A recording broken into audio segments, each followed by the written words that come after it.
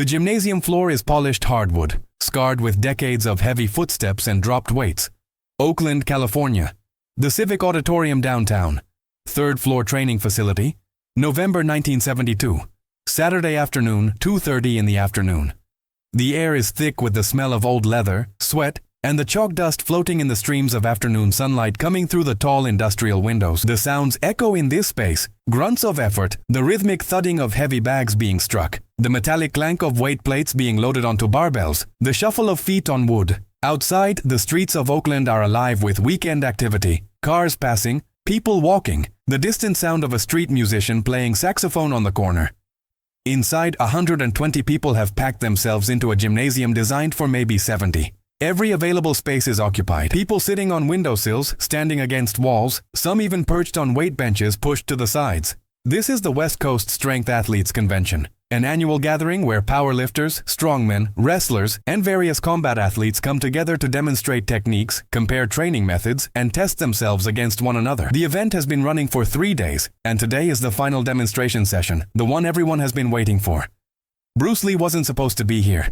He had come to Oakland to visit James Lee, no relation, a close friend and training partner who runs a martial arts school in the area. James had mentioned the strength convention happening downtown, suggested they stop by to watch some of the powerlifting demonstrations. Bruce agreed, curious about different approaches to physical development, always interested in learning from athletes in other disciplines. They arrived an hour ago, intending to observe quietly from the back of the room. But word spreads fast in martial arts and strength training communities. Within minutes of Bruce entering the building, people recognized him, the Green Hornet, the martial arts demonstrations that had been featured in Black Belt magazine, the philosophical interviews where he challenged traditional thinking. By the time Bruce and James found a place to stand near the back wall, half the room knew Bruce Lee was present. The current demonstration is a strongman exhibition. A massive man is on the floor in the center of the room, lying on his back on a wooden platform. His name is Viktor Kozlov, though everyone calls him the Siberian Bear.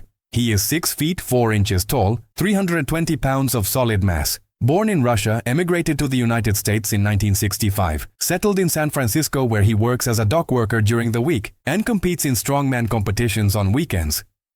His arms are the size of most men's legs. His chest is a barrel, deep and wide. His hands are like catcher's mitts, scarred and calloused from years of gripping steel and stone. Victor is performing a demonstration of static strength, lying on his back while 4 men stand on a wooden board placed across his chest and stomach. The 4 men combined weigh approximately 700 pounds. Victor is holding them there, breathing steadily, showing no strain, no struggle. His face is calm, almost bored. He has done this demonstration dozens of times. After 30 seconds, he signals with his hand. The 4 men step off carefully. Victor sits up, stands, brushes chalk dust from his back, and the crowd applauds. Impressive. Undeniably impressive. The organizer of the event, a former Olympic wrestler named Tom Richardson, steps forward with a microphone. Ladies and gentlemen, Viktor Kozlov, demonstrating the incredible strength that has made him one of the top strongman competitors on the West Coast. Victor has deadlifted 750 pounds, bench pressed 500 pounds, and as you just saw, can support over 700 pounds of static weight on his torso. True genetic strength, years of dedicated training, a living example of what the human body can achieve through pure physical development. The crowd applauds again. Victor acknowledges with a slight nod, not false modesty, just the confidence of a man who knows exactly what he's capable of. He's wearing a simple gray tank top and track pants, his competition belt still around his waist from an earlier lifting demonstration. His skin glistens with sweat under the gymnasium lights. Tom continues speaking into the microphone. Now, we have time for a few questions or challenges from the audience. Anyone want to test their strength against Victor? Try to move him, push him, see if you can budge this immovable object. A few people laugh nervously. Nobody volunteers. Who would? Victor outweighs most people in this room by 100 pounds or more. Challenging him would be like trying to push over a concrete pillar. Tom is about to move on to the next scheduled demonstration when Victor speaks.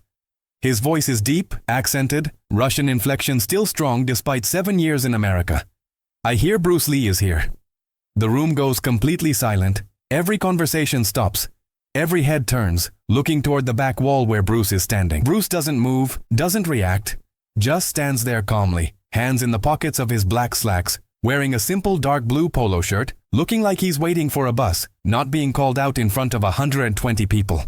Victor continues, louder now, making sure everyone can hear. I have seen your movies, Mr. Lee. Very fast, very impressive for cinema.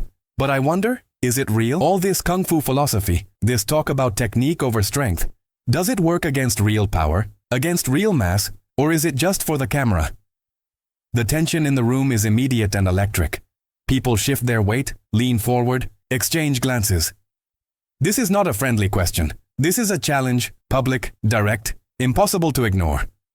James Lee, standing next to Bruce, whispers quietly, "We can leave. You don't need to engage with this." Bruce shakes his head slightly, his expression unchanged. It's a legitimate question. He deserves an answer. Bruce steps forward, moving through the crowd.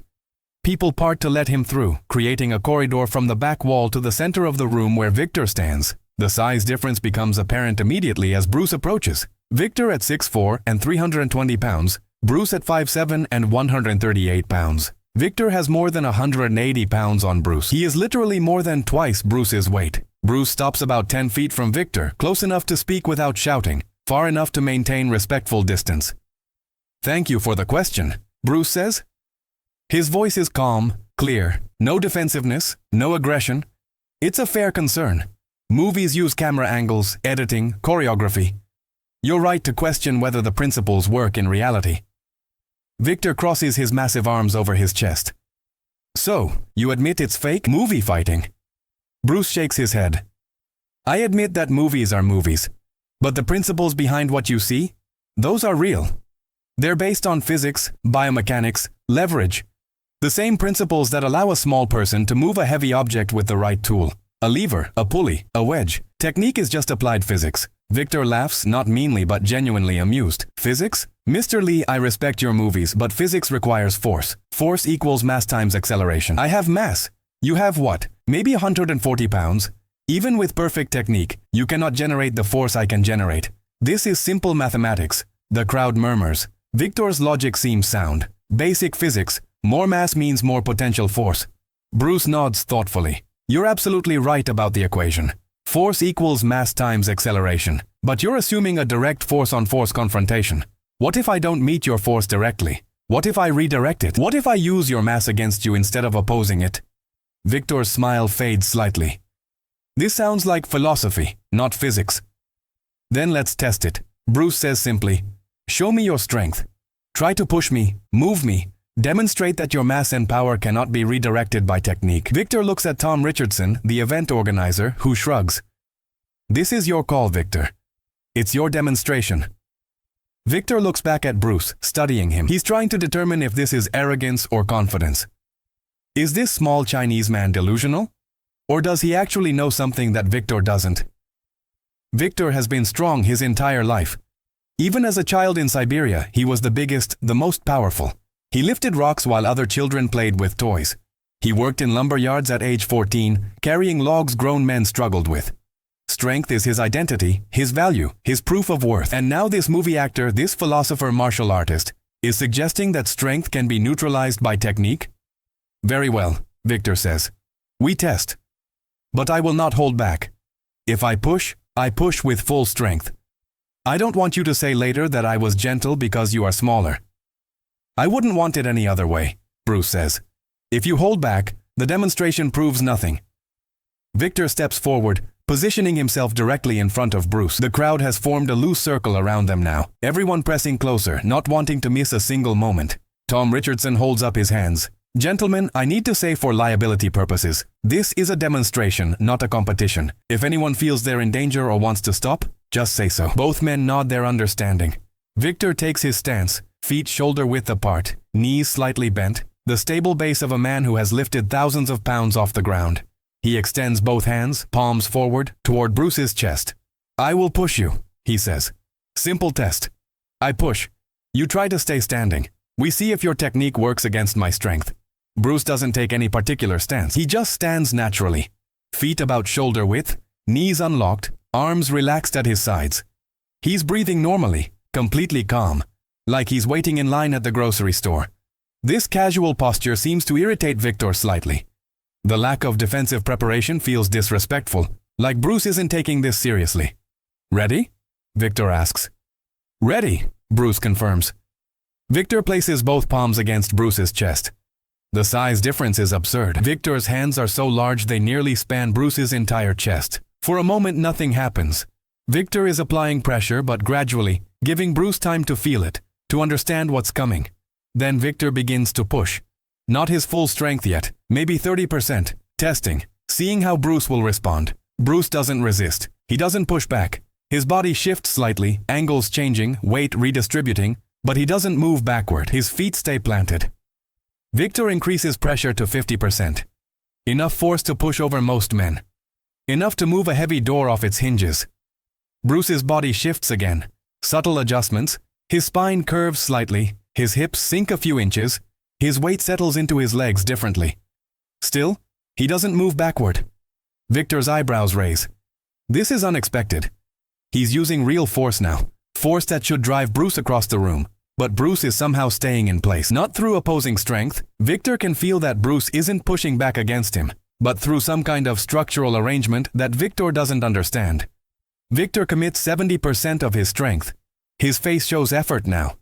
The muscles in his arms flex, his chest expands, his legs drive power up through his body.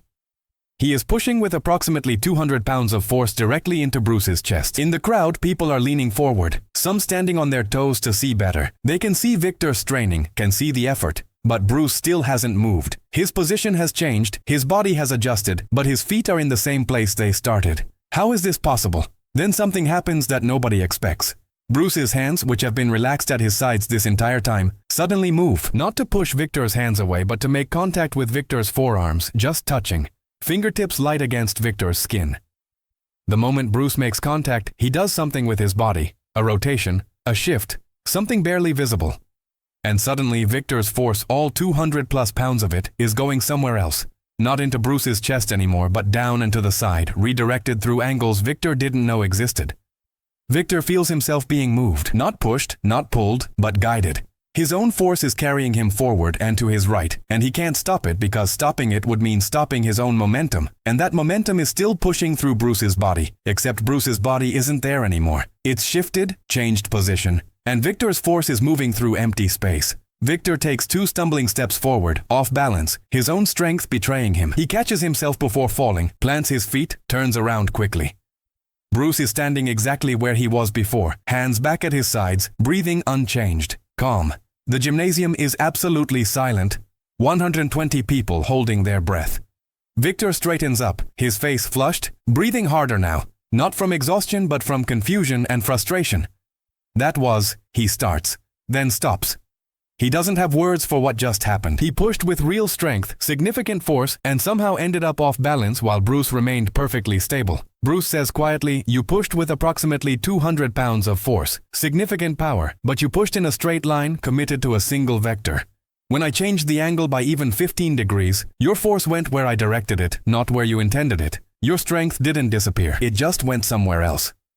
Victor is processing this, trying to understand. In his world of powerlifting and strongman competitions, force is absolute. You either lift the weight or you don't. You either hold it or you drop it. But what Bruce just demonstrated doesn't fit into that framework. Bruce continues, "If we were having a pushing contest, force against force, you would win. Absolutely. Your mass and strength would overpower me. But I'm not trying to beat your force, I'm trying to redirect it.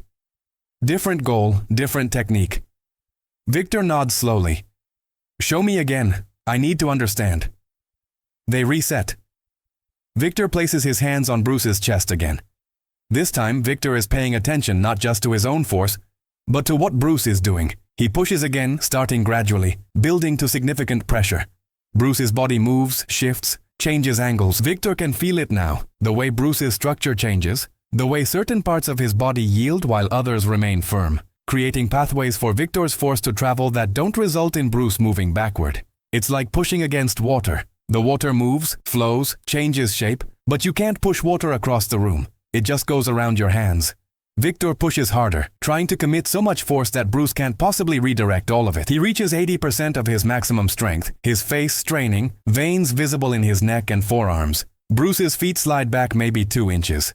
The first time Bruce has actually been moved. But those 2 inches took almost all of Victor's considerable power, and Bruce's structure is still intact, still controlled. Victor releases the pressure, steps back, breathing hard now. He looks at his hands, then at Bruce, then back at his hands, as if trying to understand how they failed him. How much do you weigh? Victor asks. About 138 pounds today. Bruce answers. Victor shakes his head in disbelief. I pushed you with maybe 250 pounds of force. You should have gone flying across this room. You moved 2 inches. How? Bruce gestures to Victor's stance. Stand like you're about to deadlift your maximum weight. Show me your setup. Victor, confused but compliant, drops into his deadlift stance. Feet under the bar, hips back, chest up, arms straight, spine neutral. This is the position from which he has lifted 750 pounds off the ground. Bruce walks around him, observing. Your structure here is perfect. Your spine is aligned, your hips are positioned to generate maximum force, your feet are rooted. If someone pushed you from the side right now, would you move easily? Victor considers this. No. In this position, I am very stable. Exactly, Bruce says. You've structured your body to handle enormous force in a specific direction. That's what I do when you push me. I structure my body to redirect your force through my skeletal system, into the ground, around my center, anywhere except backward. You do it to lift heavy weight, I do it to neutralize heavy force. Same principle, different application. Victor stands up from his deadlift position, and something has changed in his expression. The skepticism is gone. The amusement is gone.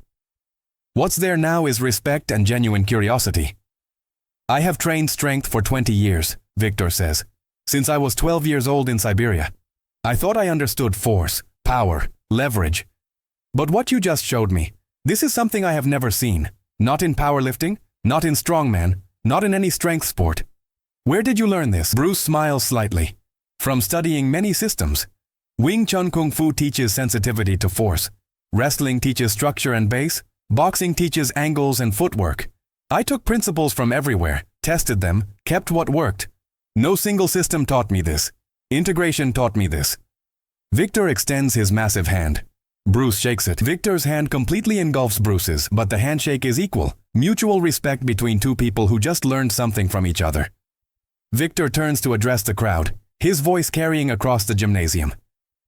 I challenge Bruce Lee because I thought Kung Fu was movie fighting, tricks for camera. I was wrong. What he showed is real. Is physics, like he said. I have strength, yes, much strength, but he has understanding of force I do not have. This is not fake. This is sophisticated, very sophisticated. The crowd erupts into applause. Not just polite acknowledgement, but genuine enthusiasm. They witnessed something unexpected, something that challenged their assumptions about strength and technique. Tom Richardson approaches with the microphone. Mr. Lee, would you be willing to explain more about these principles, perhaps demonstrate with other volunteers? Bruce looks at James Lee, who nods slightly. Bruce turns back to Tom. I can share some basic concepts, but understand that what you saw takes years to develop. It's not something you learn in an afternoon. For the next 45 minutes, Bruce works with various people from the crowd. He demonstrates how structure and angles can neutralize force. He shows how a smaller person can use leverage against a larger opponent. He explains the difference between hard style and soft style, between opposing force and redirecting it. Victor participates actively, asking questions, offering his body as a demonstration tool, genuinely eager to understand these principles that challenged everything he thought he knew about strength. At one point, Bruce has Victor push against a wall with maximum force, then asks him what happens. Victor says, "Nothing. The wall does not move. I push with all my strength, the wall is stronger, nothing happens." Bruce nods. "Now push against me the same way." Victor does, and Bruce redirects the force, causing Victor to stumble forward again. Bruce explains, "The wall meets your force with equal and opposite force. Immovable object versus unstoppable force, stalemate. I don't meet your force at all. I let it pass through and around me. The wall is stronger than you. I'm smarter than your force." This gets laughs from the crowd, but it also gets nods of understanding.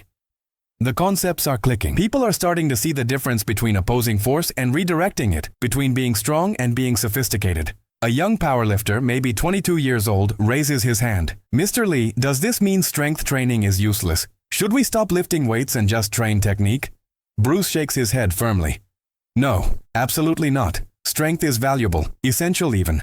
Victor's strength is real and impressive. If he understood these redirection principles and combined them with his power, he would be nearly unstoppable. The goal is not technique instead of strength. The goal is technique plus strength. Integration, not replacement." Victor, standing nearby, says, So you are saying I should learn this, add to my strength training.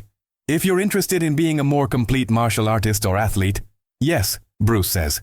Your foundation of strength is excellent. Building technical understanding on top of that foundation would make you formidable. Victor considers this. You teach in Oakland? I live in San Francisco, but Oakland is close. Can I train with you? Bruce gives him the same answer he's given to others who've asked. I teach at my school in Los Angeles, but James Lee here, he points to his friend, runs a school in Oakland. James teaches these same principles. If you're serious about learning, talk to James. James steps forward, extends his hand to Victor. You're welcome anytime. We have training Tuesday and Thursday evenings, Saturday mornings. Bring your strength, we'll add technique to it. Victor shakes James's hand. I will come. Thursday, I will be there. As the demonstration winds down and people begin to disperse, several attendees approach Bruce to thank him, to ask follow-up questions, to express how the demonstration changed their thinking. A wrestling coach from Berkeley says, I've been teaching the same techniques for 15 years. What you showed today, I need to rethink everything. Bruce responds gently, You don't need to abandon what you teach. Wrestling is excellent. Just consider adding elements of redirection and sensitivity. Expand, don't replace. A strongman competitor from Portland says, I always thought Kung Fu was too soft, not practical for real fighting. I owe you an apology. Bruce waves this off. No apology needed. Your skepticism was reasonable. Most Kung Fu demonstrations are too flowery, too theatrical. I understand why people doubt. The only way to answer doubt is demonstration, not argument. Tom Richardson, the event organizer, approaches with a checkbook. Mr. Bosa Lee, that was the highlight of this entire 3-day event. Can I pay you for your time? This kind of demonstration is exactly what we want to feature. Bruce refuses politely. I didn't come here to perform or get paid. I came to watch and ended up participating. No payment necessary. Tom insists. Then at least let me cover your travel expenses, hotel, something. Bruce smiles. Tell you what. Donate whatever you were going to pay me to James Lee's school. Support his teaching. That's payment enough. As Bruce and James prepare to leave, Victor approaches them one more time. His massive frame still makes Bruce look tiny by comparison, but the dynamic between them has completely changed. Mr. Lee, Victor says, in Russia we have saying, the bear is strong, but the stream defeats the bear. The bear tries to stop the stream with his paws, but the stream flows around. I always thought this was just poetry, metaphor. Now I understand. You are the stream, I am the bear. Bruce considers this, then responds, You're both, Victor. You have the strength of the bear. If you develop the flow of the stream, you become something nature never created. A bear that flows like water. That's more dangerous than either one alone. Victor's face breaks into a huge smile. I like this. Bear that flows. Yes, I will learn to flow. On Thursday I begin. They part ways. Bruce and James walk out of the Civic Auditorium into the late afternoon Oakland sunlight.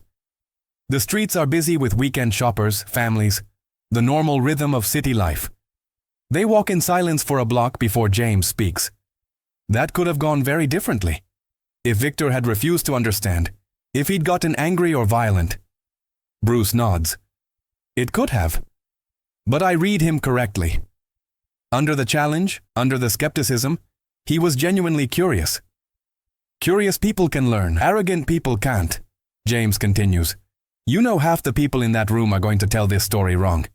By next week, it'll be you throwing Victor across the room or defeating 10 strongmen at once, or something impossible. Bruce laughs. Let them tell it however they want. The truth is what matters, and the truth is simpler than legends. A strong man asked a legitimate question. I gave him a legitimate answer. He understood. Everyone learned something. That's all that happened. But that's not exciting enough for stories, James says. Bruce shrugs. Excitement fades. Understanding lasts. I'll take lasting over exciting. 3 weeks later, on a Thursday evening, Victor Kozlov walks into James Lee's martial arts school in Oakland for the first time. He's wearing simple training clothes, no weightlifting belt, no strongman equipment, just a student ready to learn. James pairs him with one of the senior students for Chisao training, the sticky hand sensitivity drill that Bruce demonstrated at the convention. Victor's hands are so large he can barely maintain proper contact, and his natural instinct is to use strength rather than sensitivity. But he persists, training twice a week, sometimes 3 times when his doc work schedule allows. Over the next year, Victor's understanding of force changes completely. He doesn't abandon strength training. He still deadlifts, still competes in strongman events, still maintains his massive size and power. But he adds layers of sophistication. He learns to feel an opponent's intention through contact. He learns to redirect incoming force rather than blocking it. He learns that being 320 pounds is an advantage, but only if you combine that mass with technical understanding. In 1974, Victor enters a full-contact fighting tournament in San Francisco. Not a strongman competition, but an actual combat event. He faces a skilled heavyweight boxer in the finals, a man who outweighs him by 20 pounds and has legitimate striking technique. The boxer tries to use footwork and angles to overcome Victor's size, but Victor, now trained in sensitivity and redirection, can feel the punches coming through the boxer's body language, can redirect the force, can use his mass more effectively than pure strength ever allowed. Victor wins by technical knockout in the third round. After the fight in the locker room, someone asks Victor what changed in his fighting approach. Victor's answer is simple. Bruce Lee taught me that being strong is good. Being smart is good. Being strong and smart together is unstoppable. I was always strong. James Lee taught me to be smart. Now I am both.